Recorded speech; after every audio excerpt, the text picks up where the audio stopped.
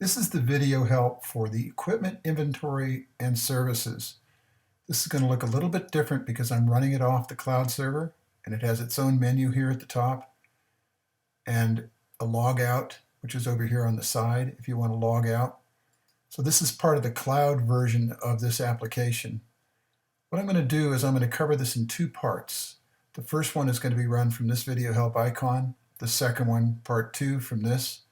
I'm going to be breaking down this information down here, and on this one I'm going to cover the information at the top of the screen. So let's get started. This application uses an inventory system where there is a equipment or services that are created in this screen. What you do is you use the equipment services or equipment icon to get to this location. And once you're here, you will create a new record by clicking on the Equipment Add or Add Equipment button. When you add it, it will be an empty screen with no information as far as the equipment type or any of this information here. What we're going to do is we're going to cover the first part. The equipment ID is used as a short version of a description for the actual equipment name. And usually it can be a part number or it can be an ID number from a vendor, but you want to keep it as short as possible. One of the things that was done by this user is to pre-code a grouping by putting a letter and a dash ahead of the number. And what that does is when you actually look up the number on the invoice or work order or whatever, it'll group, if you type in the first letter or the dash and the first letter, it'll group all of them by that particular group. So in the K's, you could have A's, B's, or whatever, or you can even use two letters to create an equipment ID. This makes it faster when you're using the application to pick off the item ID, and then the name will be put alongside of the item ID or a serial number, depending on how you're using it, where you're using it. So the first thing you're going to do is create ID numbers for the individual service or product that you're going to be using. And then the equipment name can be the product or service that you're going to add in here. There's enough for 2 lines of information, but I suggest that you do a brief part that will tell you almost exactly what the item is in the first part up to here, and you can do another part of the narrative that will drop down below that. But do the first one that is very descriptive of what this item is.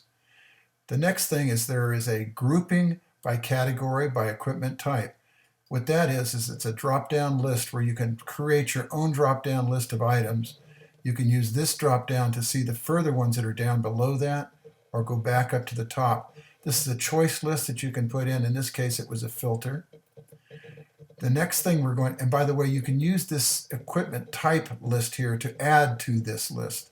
So if you're on a device that has scrollers and you need to add a new equipment type, you can go ahead and hit this and it'll bring up a separate screen where you can add a new record and then add that particular item that you want to add to the drop-down list. The next thing is a manufacturer, and you can put the name or an abbreviate name of the actual manufacturer. This helps when you're trying to identify who and where you purchased the item. We'll talk about that in a bit. Then there's the equipment purchase date.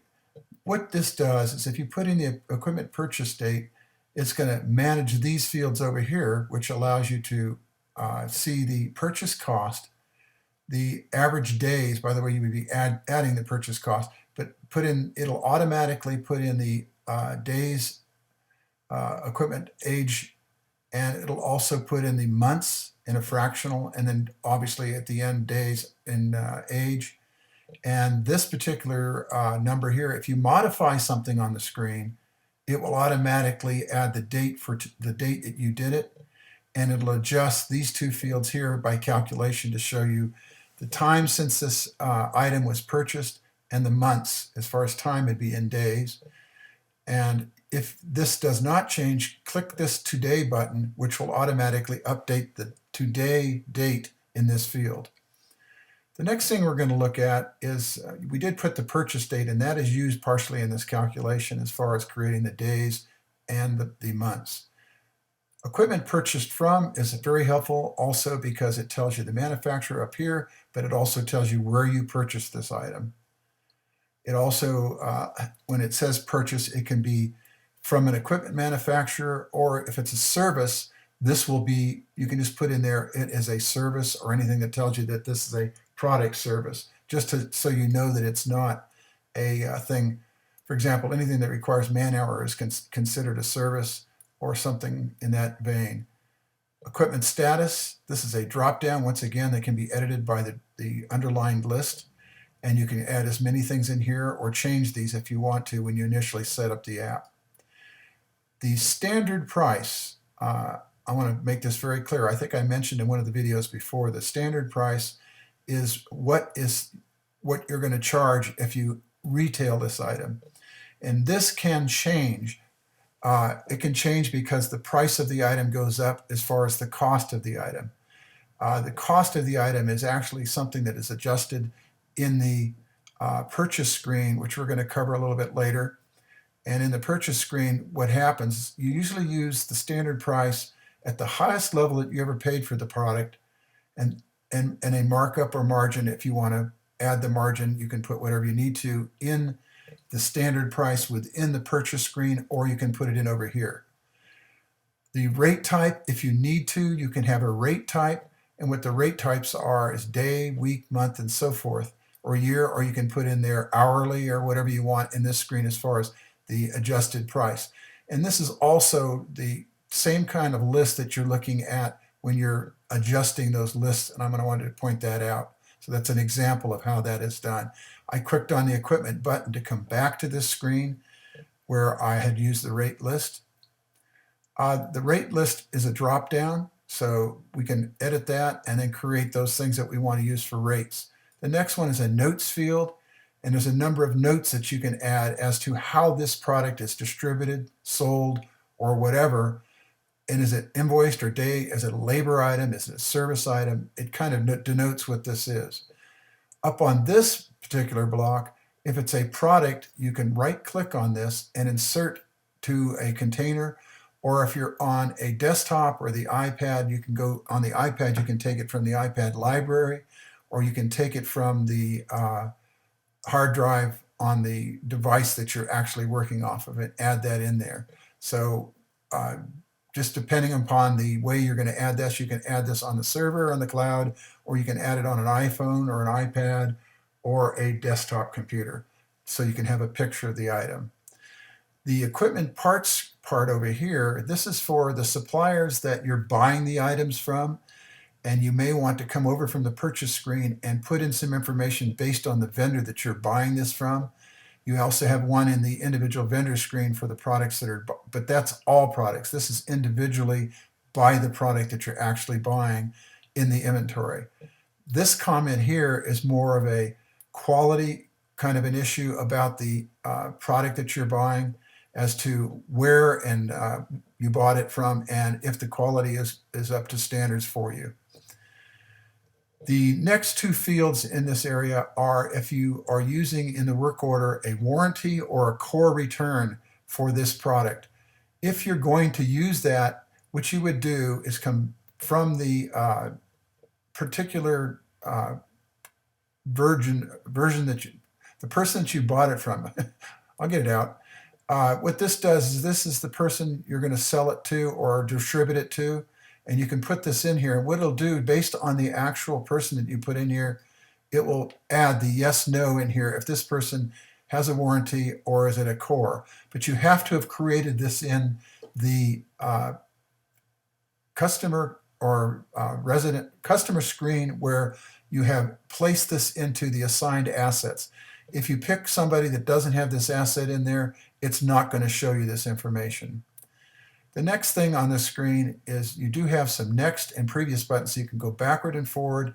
And if you have a record that you put in there and you never used it and you never added anything and you never retailed it or actually used it in a work order and you don't want it anymore, you can click the delete and it'll remove this from the system. The on hand, on order, and receipt are based on what you purchase as a received item from the purchase. It will increase the on hand based on the amount that you receive. And then on a work order, when you're using a work order to take an account for the items that you're using in a work order, that will adjust the level here from the on hand to show you what you took out of the work order. Now, on a work order, it doesn't hurt if you're doing a service at all. You can put any kind of number you want in a service. But if you're working on something that is a hardware item that is an installed item at the customer's location, and you're going to replace it, not just repair it. If you're going to replace the whole item, then you go ahead and use the quantity on hand in the work order. If you're in the work order and you're adding a product from the inventory, make sure that you have the proper line item in there where it does have a quantity on hand when you start to use it. The only thing you do not want to do is if you have an installed item and you're going to do service on that and you're only listing it on the work order as a item that you're working on, do not put a quantity in that line, because what it's going to do, it's going to remove one of the items from the inventory saying that it's been used. You only do that on the initial install in a location, not on a service where you're going to come back and work on it. So you would leave the quantity in the work order, and I'll pop over here just to show you what I'm talking about. The quantity on the work order would be blank, like this is shown here. So you would not add a quantity in there. So let's go back to the equipment inventory. Okay, the last things that I'm going to be covering on this is the stock serials. Now I saved it to last because it's kind of an interesting thing to use. If you have a product that has a equipment ID and the same ID, but you have many of them on the shelf and you have them and they're serialized, you can obviously put in there a received quantity on a purchase order for the quantity of actual items you received, and it'll put them in here as the quantity on hand. And as you use them in a work order, it's going to reduce this number. But the serial number is a little different issue. So what we've done is created this listing. When you have a product by the product ID and name, and you're going to add inventory, you would come back into this stock series. You would enter the serial number for each item that you're adding to the inventory, and then you would add the actual description of the item that you're using to show here what this product is. And in this case, it's a 30 micron filter diesel. So this is what you would put in there by clicking this download. Then the next thing you're going to do is you're going to indicate if it's in stock, issued, salvaged, core, or sent to a vendor or installed. These are statuses for this item by this serial number, by that name. This information is used, I'm going to go ahead and click off this so it disappears anywhere in a gray area. When you use an item either in an invoice to be sold or in a work order, you want to make sure that you indicate that the status is changed. And you can do that from within the work order. And if you're selling an item and you're creating an invoice and you put in a quantity, you want to come back over to the work order and show that it's sold in the work order as well to reduce the number of items that are in the inventory. The quantity that you use in the actual invoice is not going to change the on-hand quantity. So you do have to do a work order entry just to show that you did use it. Now, in retrospect, when you're thinking about it, you typically would not sell an item to a client unless you actually had a work order to cover it. So the work order is where you change the quantities in the inventory, not in the invoice. Okay, what I suggest is that if you purchase this app, give me the opportunity to do a walkthrough to cover any questions you may have, because this is kind of a complex item. The last two things I'm going to cover here is there is an equipment report for equipment service that shows all the items that have been serviced. And service is an item down here that we're talking about, we'll cover later. And then there's also an equipment listing. If you click on this icon, it'll list all the items that are in the inventory. And there's only a few of them right now because we're just setting up this custom version. And in this also, you can sort all the items by the italic over here. You can go ahead and sort, and then sort the other things by item by group. So you can get the items by the category, or you can sort them by the ID. This is a helpful thing if you're looking at the list and you want to sort it for information by group, Or you can use the find and create a group category just for the items that you want to have as far as that group is concerned. For example, all filters, all hoses, and so forth. So if you want to do a separate thing by using a find, you would do that. To go back to the particular record you want to go back in, just click this icon, and this is a list view, so it'll take you into that particular item and show you that item in the system. If you, like I said, finally, if you have any questions and you want to walk through and all the relations of this item at the top level items, go ahead and call me. If you want to now take the video for the second part of this, which will cover the items below, you'll click on this icon when you get done. Thank you.